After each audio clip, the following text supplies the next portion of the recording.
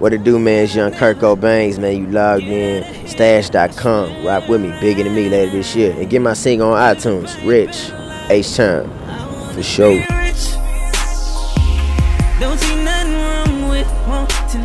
The concept for the video really is different from what you would think you would get from the song. The concept basically just everyday like things, like especially being from the hood, you know. I know you probably didn't see somebody go through what happened to me. I have as well. It's like it's a lot of ways to be rich. Like which way you gonna pick? You gonna pick the slow way and take your time and have a 9 to 5, or maybe not get a job, maybe never have any money, or you gonna go the fast way. And you know how they go, how fast money go. Fast money, you might get locked up, or you or somebody around you might get murdered and stuff. So that's where we went with the videos, just to make it relatable to a lot of people and just to wake people up too, because everybody out here trying to get money. You know what I'm saying? But which way you gonna do it? Oh yeah, I knew him before. Like, I mean, of course it was music that brought us together, you know. But I know we kicked it a couple times in Houston when he came to the H. The homie just blew up, you know. And congratulations to him and all his success. And we just been rocking, man, just getting things together. And it's ironic. I had the record since last November, and then and we just been holding on to it, just waiting for the right time with the labels and all the situations. I think that we couldn't have dropped it at a better time. Well, the first thing that happened is when I dropped my second record could have been the Pole record with Chris Brown I had dropped, and that record had started trending worldwide within 30 minutes. Then he was dropping his album, so we couldn't do it. Yeah, he was dropping his album, so his label, I don't know, all that stuff, and went down with that.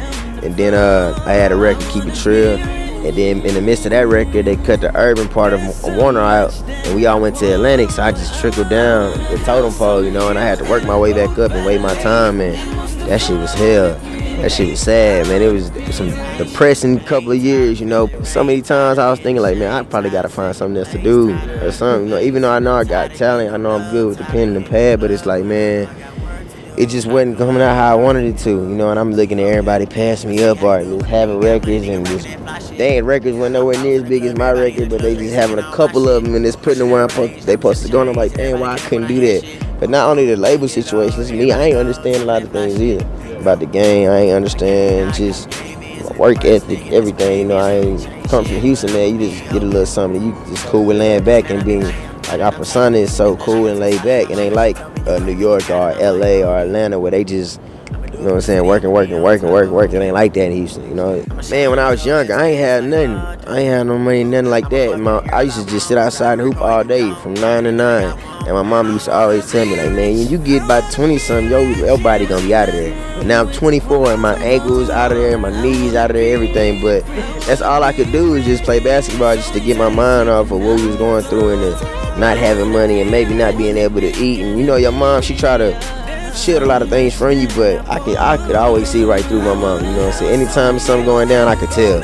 Anytime she had a bad day at work, I could tell. I used to like leave my apartment because she worked across the street and go up there and just hang out with her. And I could just see it on her, like, man, I ain't even got to talk to her. I going through it, you know? Then dealing with us, got to get us ready for school and stuff like that. We on punishment, sneaking out the house, all type of crazy stuff. So, really, man, basketball was always my outlet.